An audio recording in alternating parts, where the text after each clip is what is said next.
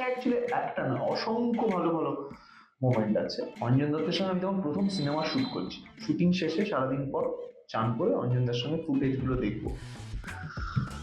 তো চান করে বেরিয়েছি, দেখছি প্রচন্ড আমার রাইগার হচ্ছে, কাঁপছে কাঁপছে।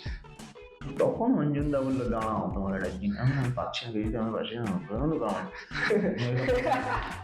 কিচ্ছু হবে না, বসে বসে হঠাৎ একজনকে বললো গরম জল করে আনলো, একদম ফুটন্ত জল, যেরকম চায়ের জল, জল করে আনলো, আর হঠাৎ একটা ওল্ড মঙ্কের নাম, এরপর ওল্ড মঙ্কের নামটা ঢাললো, প্যাকেটের মধ্যে ঢাললো, বললো এটা তুমি চায়ের মতো সিপ নিয়ে নিয়ে খাও।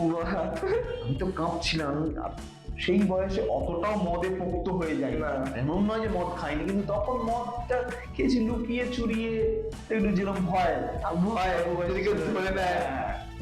মদটা যে সন্ধ্যেবেলা বসেও খাওয়া যায় সেটা তো ধারণা ছিল না। সেইটা তখন সবার সামনে অঞ্জন দত্ত বলছে, নাও এবার এটা খাও। আমি তো অবাক, ঠিক আছে খাই।